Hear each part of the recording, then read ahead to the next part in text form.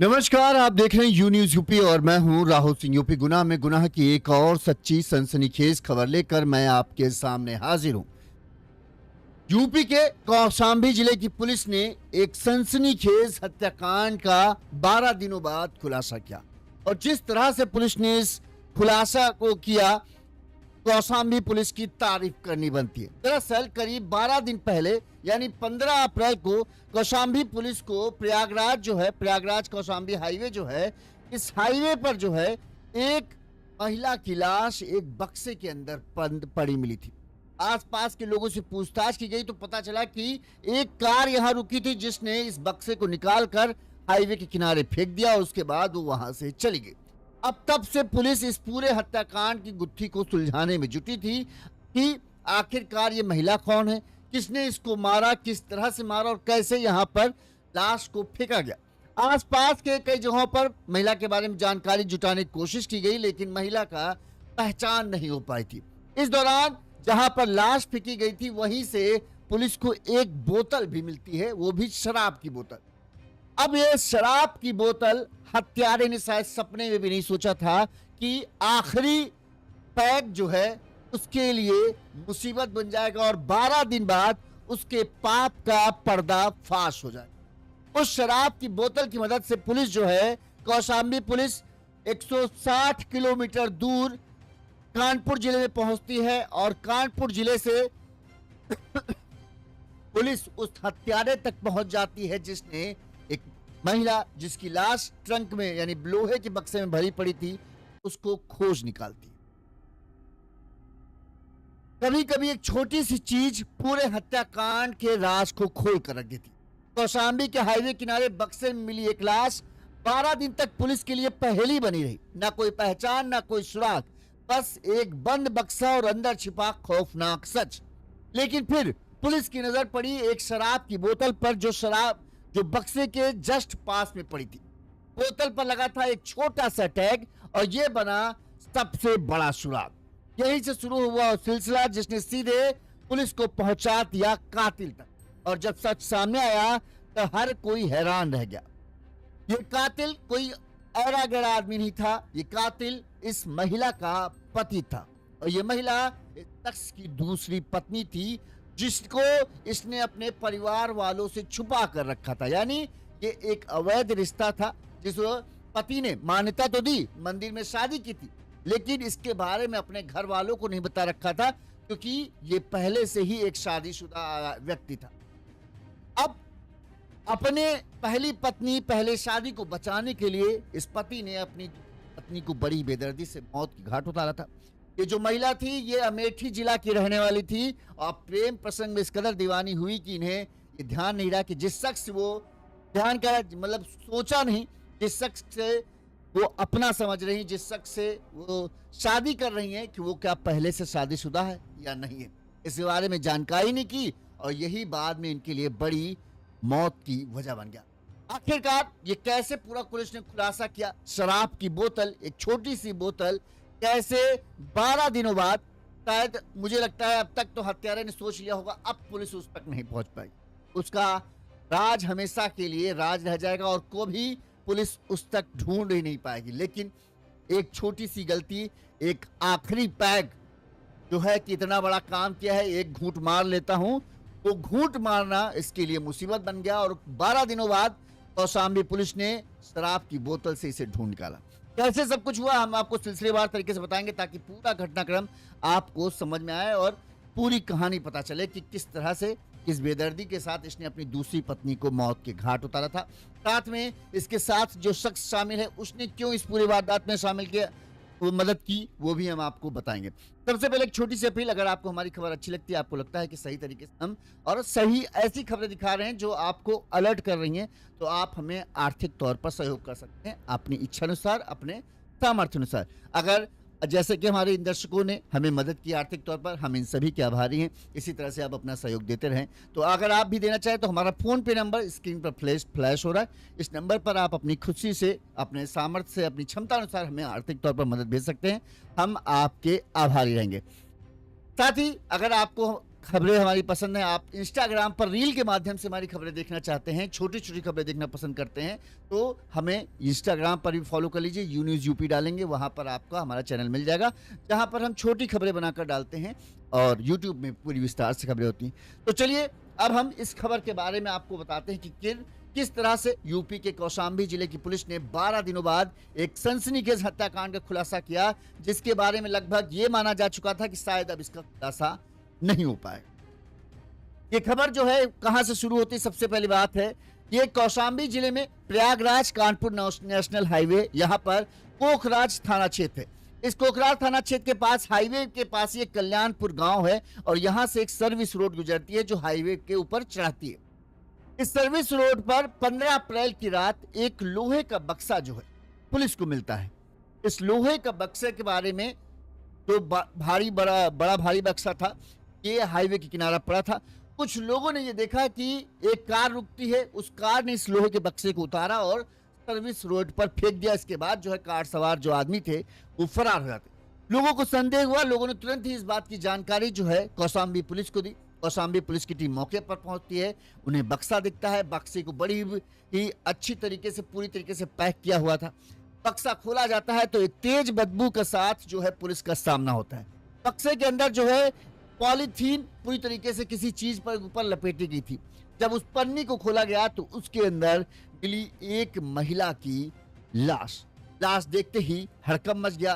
तुरंत ये हुआ कि भाई जाहिर सी बात है, पुलिस को ये समझने में देर नहीं लगी कि हत्यारे बाहर से आए और उन्होंने लाश को यहाँ पर फेंक दिया और उसके बाद वो चले।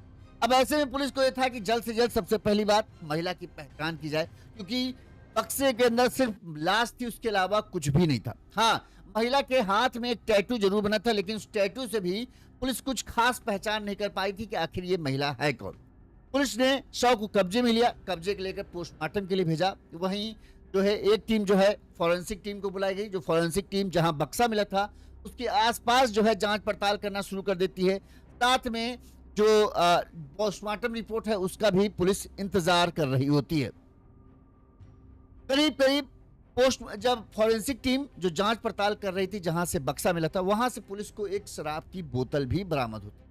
इसके अलावा पोस्टमार्टम रिपोर्ट आता है तो पोस्टमार्टम रिपोर्ट में यह होता है कि महिला की गला दबाकर हत्या की गई है और ऐसा है कि मतलब सुबह हत्या की गई है और लाश में यानी 12 घंटे से ज्यादा के हत्या किए हुए हो गया।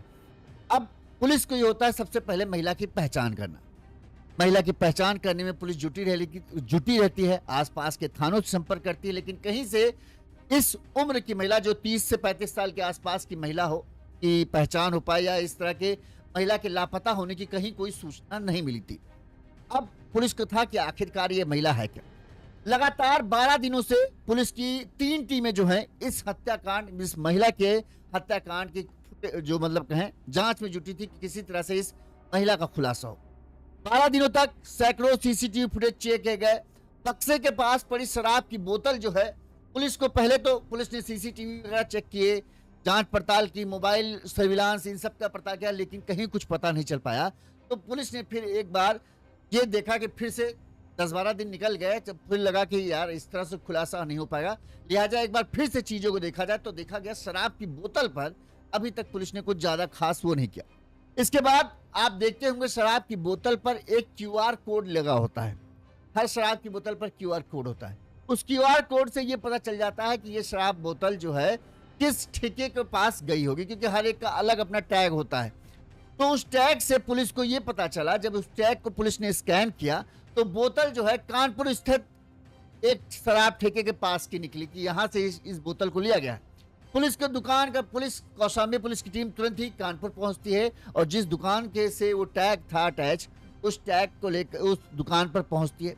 पुलिस ने दुकान के सीसीटीवी को चेक किया तो पुलिस को 2 संदिग्ध व्यक्ति पुलिस को दिखते हैं, जिनके पास उसी तरह की कार थी जिस तरह के कार के बारे में लोगों ने जो है बताया था कि जो बक्सा छोड़ने आया था। लिहाजा पुलिस को 2 संदिग्ध दिखाई पड़ गए। अब पुलिस को यह था कि हाँ यही है।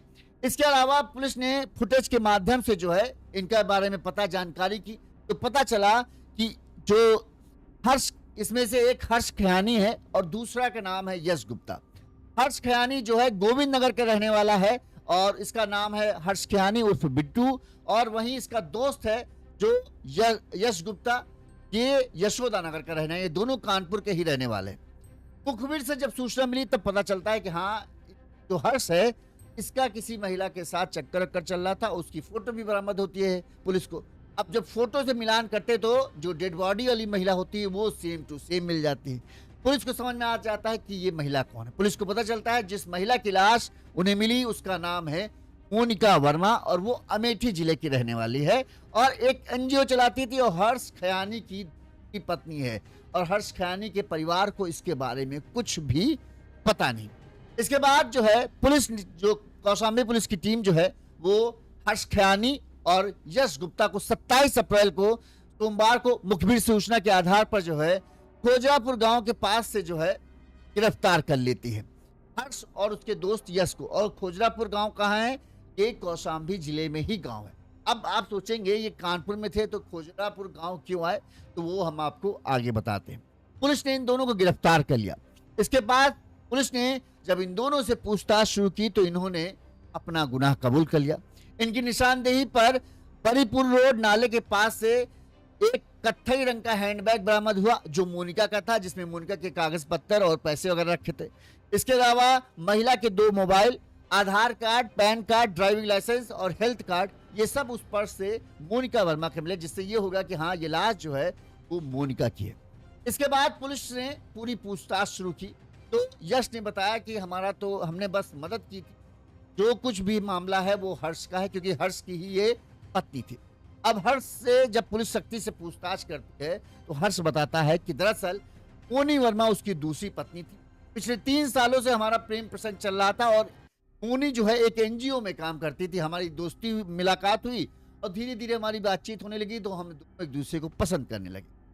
3 साल पहले जब 3-4 साल तो रिलेशन को हो चुके थे। इसने बताया कि 3 साल पहले जो है मैंने अपने घर वालों से छिपकर जो है मंदिर में मोनिका से दूसरी शादी कर ली और इसके बारे में मेरे घर वालों को बिल्कुल भी जानकारी नहीं थी।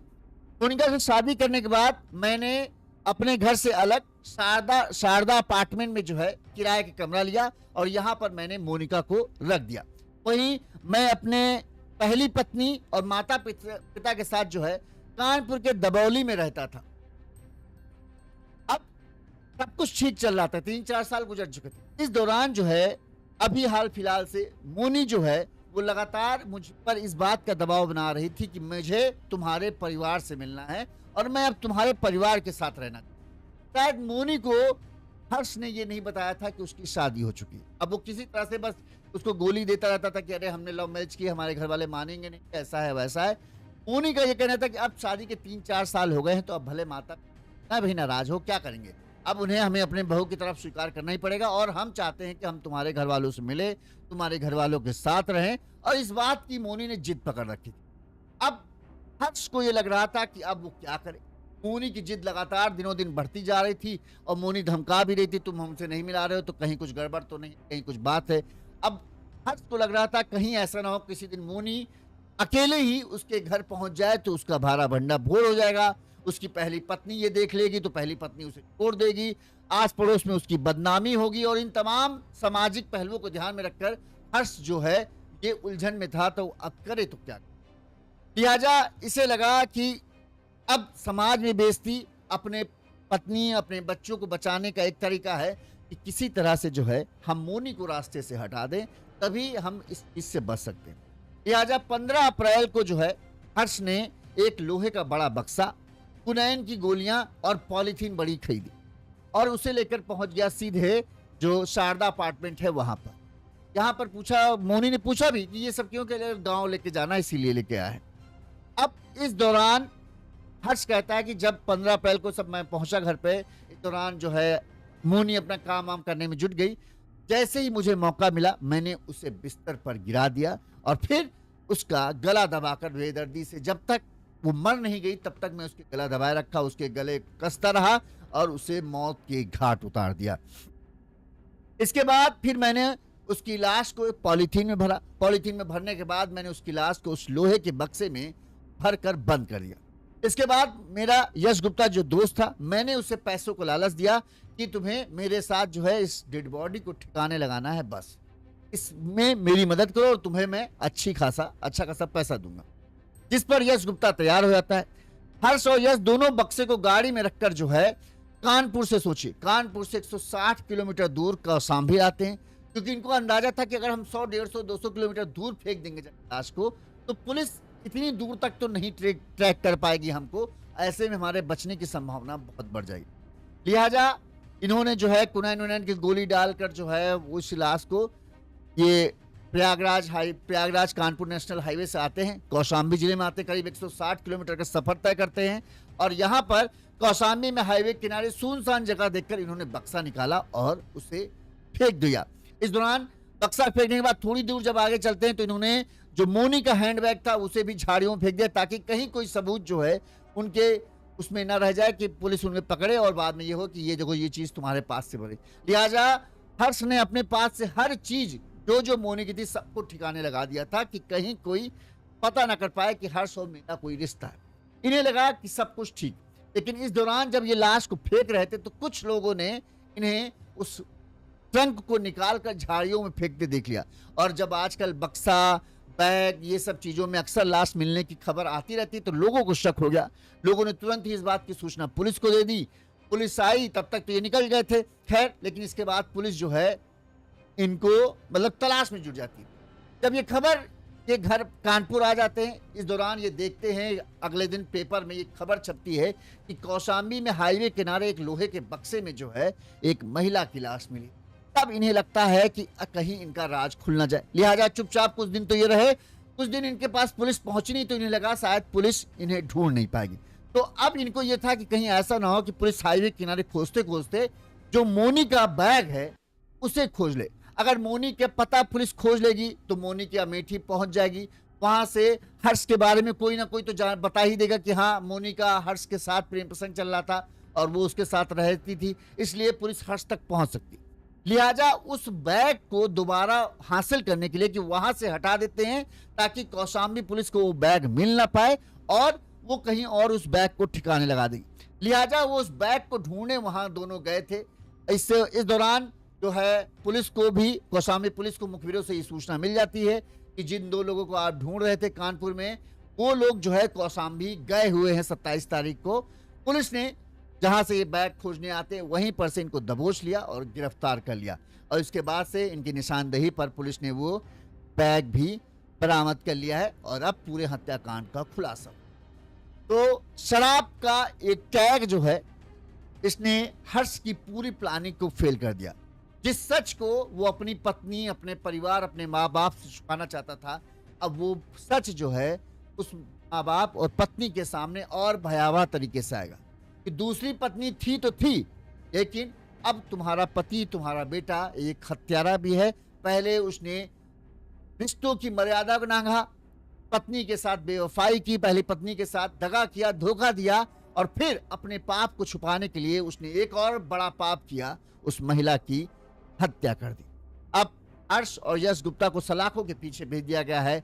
वहीं हर्ष की पत्नी, माता पिता को जब इस बारे में जानकारी मिली कि उनके पति ने इस तरह से एक महिला को मारा है तो उनके तो होश उड़ गए। पत्नी को अभी भी यकीन नहीं हो रहा है कि उनका पति ऐसा कर सकता है, लेकिन यही सच है। हर्ष खियानी उर्फ बिट्टू और यशोदा नगर के रहने वाले यश गुप्ता को पुलिस ने गिरफ्तार कर जेल भेज दिया। इस मामले में पुलिस ने क्या कहा वो सुनिए। दिनांक 15 अप्रैल 2026 को थाना क्षेत्र कोखराज में जो NH-19 हाईवे है, इसके किनारे एक अज्ञात वाहन द्वारा एक बक्से में एक अज्ञात महिला का शव फेंका गया था। इस सूचना पर तुरंत पुलिस द्वारा, स्थानीय पुलिस अधिकारियों द्वारा इसका घटनास्थल निरीक्षण किया गया था। फील्ड यूनिट की टीम द्वारा मौके से जो भी साक्ष्य है वो संकलित किए गए थे और इसकी घटना के अनावरण के लिए 3 टीमों का गठन किया गया था, जिसमें स्थानीय थाने की पुलिस टीम थी। इसके अतिरिक्त SOG और सर्विलांस को भी इसमें लगाया गया था। इसमें आज इस पूरे घटनाक्रम का खुलासा हुआ है और इसमें 2 अभियुक्तों की गिरफ्तारी की गई है। इसमें से जो दोनों अभियुक्त है ये कानपुर के रहने वाले हैं और जो मृतक महिला है इसकी पहचान अमेठी निवासी मोनी वर्मा के नाम से हुई है। जो इसमें दोनों अभियुक्त पकड़े गए हैं, इनमें से जो मुख्य अभियुक्त है हर्ष खियानी, ये जनपद कानपुर नगर का रहने वाला है और ये इस महिला को विगत 3 वर्षों से जानता था। ये इसने इस महिला से जो है वो दूसरी पत्नी के तौर पर जो अनऑफिशियल तरीके से जो शादी होती है अपने परिवारजनों से छिपाकर इससे 1 साल पहले लगभग शादी किया जाना प्रकाश में आया है। और जब इस महिला द्वारा इसको अपने साथ में रखने और अन्य चीज़ों के मनमुटाव को लेकर इस पर दबाव बनाया जाने लगा, तो जहां कानपुर नगर में ये किराए पर रह रहे थे वहां पे इसके द्वारा इसको जो उसका कपड़ा है उससे गला घोंटकर इसकी हत्या करना और हत्या करने के उपरांत शव को ठिकाने लगाने के उद्देश्य से इस बॉक्स में बंद करके और अपने जो दूसरा सह अभियुक्त है इसके साथ इस गाड़ी को जो है इसकी गाड़ी को बुक करके और इसकी गाड़ी में इसके शव को डालकर थाना क्षेत्र कोखराज में ये शव को फेंका जाना अभी तक इसने स्वीकार किया है। और इन दोनों अभियुक्तगण की गिरफ्तारी के उपरांत इनसे जो पूछताछ की गई है उस पूछताछ के आधार पर जो मृतक महिला है इसका आधार कार्ड, पैन कार्ड और इसके जो 2 मोबाइल फोन जो थे ये इनके द्वारा हाईवे क्षेत्र पे ही घटनास्थल से लगभग 3 से 4 किलोमीटर दूरी पे फेंका गया था, वो इनकी निशानदेही से बरामद किए गए हैं। इस प्रकार इस घटनाक्रम का खुलासा करते हुए 2 अभियुक्तों की गिरफ्तारी की गई है तथा मृतका से संबंधित जो भी सामान है उसकी बरामदगी की गई है और इन दोनों अभियुक्तों को माननीय न्यायालय के समक्ष प्रस्तुत रिमांड के लिए किया जा रहा है। से ही कहा जाता है विनाश काले विपरीत बुद्धि। एक तो पहले पत्नी परिवार होते हुए दूसरी औरत के चक्कर में फंसते हैं और फंसता है, इस कदर फंसता है कि उसे पाने के लिए उसके साथ शादी रचा लेता है। अब जब वही औरत कहने लगती है, ये नहीं सोचता जब शादी की, तब ये नहीं सोचा किसी दिन ये महिला कहे कि भाई हमको तुम्हारे घर वालों से मिलना है, तुम्हारे माँ बाप से मिलना है, तब क्या करोगे? तब तो इश्क की खुमारी चढ़ी थी, इश्क का बुखार चढ़ा था, इस औरत को पाने की चाह लगी थी, तो सब कुछ भूल, हाँ ठीक है कर लेंगे। अब जब 3-4 साल हो गए, अब लगने लगा यार परिवार में है, परिवार की इज्जत है, माँ बाप का एक इलाके में सम्मान है, अगर इस बारे में माँ बाप को और पत्नी को पता चलेगा तो पूरा परिवार जो है मुझे छोड़ देगा। अब कहते नहीं विनाश कर, एक गलती की और उस गलती को छुपाने के लिए उससे बड़ी गलती कर। अरे तुमको ये था कि भैया आप नहीं कर सकते हो, जो हो गया तो हो गया, क्या कर सकते हो? कम से कम उससे सीधे सीधे कह देते भाई हम तुम्हें नहीं ले जा सकते, हमारी ऑलरेडी शादी है, ज्यादा से ज्यादा वो तुम पर केस करती। लेकिन इस मामले में इतनी बड़ी तो सजा ना होती जितनी अब इस मामले में होगी कि तुम एक हत्यारे बन गए। ठीक है, तुम्हारी पत्नी और तुम्हारे माता पिता जो नहीं जानना चाहते थे उनको भी अब ये पता चल गया। अभी तक तुम सिर्फ यही होते कि तुमने उनसे दगा किया, उनसे बेवफाई की, चलो ठीक है, शायद वो माफ कर भी देते, लेकिन अब एक हत्यारे को क्या कोई स्वीकार करेगा? उस पत्नी के ऊपर, जिस पत्नी से ये छुपाने के लिए जो तुमने अपनी करतूत की थी, जब कर रहे थे तभी सोच लेते यार मेरी पत्नी है, बच्चा है, कैसे उनको पता चलेगा, कितना बुरा लगेगा, हम अपने माँ बाप को धोखा दे रहे हैं, उनके भरोसे को तोड़े, तब सोच लेते तो शायद ये नौबत ना आती। लेकिन तब तो भैया इश्क चढ़ा था, प्यार मोहब्बत की बातें हो रही थी, तब ये ख्याल नहीं आया कि इसका अंजाम क्या होगा। अवैध रिश्ते का अंजाम अक्सर किसी न किसी की मौत पर और दूसरे के जेल जाने पर ही खत्म होता, चाहे पत्नी पति को मार दे या प्रेमी पत्नी को मार दे या प्रेमिका प्रेमी को मार दे, एक ना एक मरता है और दूसरा जिंदगी जो है, दूसरे की जिंदगी जो है सलाखों के पीछे घुसती। अब देखो प्रेमिका की हत्या की, वो चली गई, प्रेमी जो पति था वो जेल चला गया, और पत्नी और बच्चे जो गांव में हैं, जिनकी नजर में उनका पिता सबसे अच्छा आदमी था, पति देवता था, अब उनको भी जब सच पता चल रहा होगा तो उन्हें कितनी तकलीफ हो रही होगी कि जिसे वो देवता मानती थी, जिसके लिए हर साल वो करवा चौथ का व्रत रखती थी, वो आदमी इतना नालायक रखा कि 4 साल 5 साल पहले ही उसने धोखा दिया था, उसके भरोसे को तोड़ दिया था।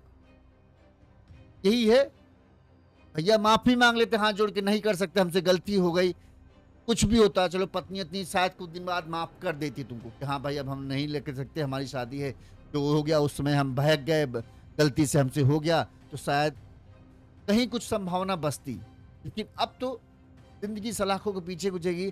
अब माँ बाप पत्नी बच्चों सबका सिर शर्म से झुक गया, जब उन सबको अब पूरे गांव में ये बात पता चल रही होगी, ये खबर चल रही होगी कि अरे फला लड़का ने तो इतना बड़ा धोखा कर दिया, 3-4 साल से दूसरी पत्नी रखे हुआ था अलग जगह है।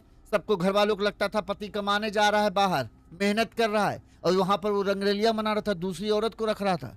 बताओ कितना शर्मसार होना पड़ रहा होगा उस परिवार को। बाबू कह रहे हैं जान तो नहीं मारनी चाहिए, मतलब जान नहीं लेनी चाहिए थी। नीलम जी नमस्कार। इसी तरह से तमाम खबरें हम आप तक पहुंचाते रहेंगे। देखते हैं यूनिजुपी कुछ भी करने से पहले उसका कहते हैं, इसीलिए कहते हैं जब भी कोई काम करे सोच विचार के करे। आज की स्थिति को देखिए, अच्छी बात है, लेकिन आने वाली स्थिति को भी देखना ज़रूरी है कि इस काम से जो हम कर रहे हैं, आगे के कुछ सालों बाद क्या इस काम को कोई विपरीत प्रभाव पड़ सकता है? कहीं कोई ऐसा चीज़ तो नहीं हो जाएगी जिससे मेरे परिवार के लिए मुझे बड़ी मुसीबत खड़ी हो जाए? तो बुद्धि, विवेक, शांत मन से ही किसी चीज़ का फैसला लेना चाहिए, खासकर किसी से संबंध बनाने, किसी से संबंध जोड़ने के लिए। क्यों कहा जाता है शादी कोई गुड्डे गुड़िया को खेल नहीं कि हमने बस शादी करा दी। हर चीज सोचनी पड़ती है, कैसा परिवार है कैसा नहीं। यहाँ पर तो एक शादी हो चुकी थी, तुम्हें तो दूसरी औरत की तरफ देखना भी नहीं चाहिए था कि हाँ ऐसा कुछ हो, और तुमने जब देख भी लिया, मान लो हो गई गलती, बहक गए कदम, तो ये सोचना चाहिए था इसका अंजाम क्या हो सकता है, किस हालत में पहुंच सकते हो तुम 5 साल बाद या 4 साल बाद, इस रिश्ते का क्या अंत है। जब किसी के साथ तुम दोस्ती करते हो तो यही तो सोचते हो ना कि यार इस रिश्ते का आगे क्या मुकाम होगा। अगर सोच लेते तो शायद इस स्थिति में फंसते नहीं कि नहीं यार मेरा परिवार है, मेरे बच्चे हैं, कल को अगर ये सब खुलेगा, राज आएगा, और सबको पता है कि इस तरह के रिश्ते कभी छुपाए नहीं छुपते, एक ना एक दिन उनके रिश्तों का सच जो है सबके सामने आ ही जाता है। फिर भी लोग इस तरह के रिश्तों में पड़ते हैं और अपने परिवार को पछताने के लिए मजबूर कर देते। तो अगर शादी हो गई, शांति से अपने पत्नी अपने बच्चों के साथ रहो। अगर तुम्हारी पत्नी से नहीं बट रही है तो भाई उससे तलाक ले लो, फिर दूसरी शादी करो। लेकिन ऐसा मत करो कि इधर भी उसको भी दिलासा दे रहे हो कि हाँ हाँ हम तुम्हारे लिए हैं, और उधर दूसरी औरत भी के चक्कर में पड़ जाओ, और फिर तुम्हारा पक्का मरना तय है। या तो ये मार देगी या तो दूसरी पहली पत्नी मार देगी, या तो तुमको मारना पड़ेगा किसी एक, क्योंकि एक गाड़ी जो होती है ना, लेफ्ट एंड राइट दो ही साइड पहिया लगा सकते, 3 साइड पहिया नहीं लगा सकते आप। ये जिंदगी एक नाव की तरह है, आप एक नाव है, एक नाव में एक ही पार्टनर बैठा सकते हैं अच्छे से, ठीक। या तो फिर आपके पास बहुत सारा पैसा हो, जहां पर इस चीज की कोई मैटर ही नहीं करता हो कि आप किसके साथ जा रहे हो किसके साथ आ रहे हो। जैसे अमीर लोगों के यहाँ होता है, उनको फर्क नहीं पड़ता उनकी पत्नियों को कि हमारा पति आज मेरा है कल किसी और का हो जाएगा, कोई लेना देना है, तो उनको सब उनके यहाँ लाइफ में ठीक चल रहा। लेकिन जहाँ आप मिडिल क्लास में, जहाँ मध्यम वर्ग में रहते हैं, जहाँ शादी का मतलब होता है 7 जन्म, इस जन्म की छोड़ दो, 7 जन्म तक का रिश्ता मान लिया जाता है कि भाई अब 7 जन्म तक इनके साथ रहना है, वहां पर आप 2-2 नाव में एक साथ चल नहीं पाओगे। आप चाहे जितना घसीटो करो, चाहे शुरुआत में ही आप डूब जाओगे, या फिर जब बुढ़ापा आएगा तब आपको बुरी दुर्गति होगी, इसकी सजा भुगतनी पड़ती है, ये तो निश्चित मान के चलिए। इसी तरह से तमाम खबरें हम आप तक पहुंचाते रहेंगे ताकि आप सजग रहें, सावधान रहें और अपने परिवार की रक्षा कर सकें, और सोच समझकर फैसले लें कि हाँ हर फैसला सही नहीं होता, कभी कभी फैसले गलत भी हो जाते हैं। हम आप तक खबरें पहुंचाते रहेंगे। इस खबर पर आपकी क्या राय है हमें कमेंट करके जरूर बताइएगा। देखते रहिए यूनिज़ यूपी। नमस्कार।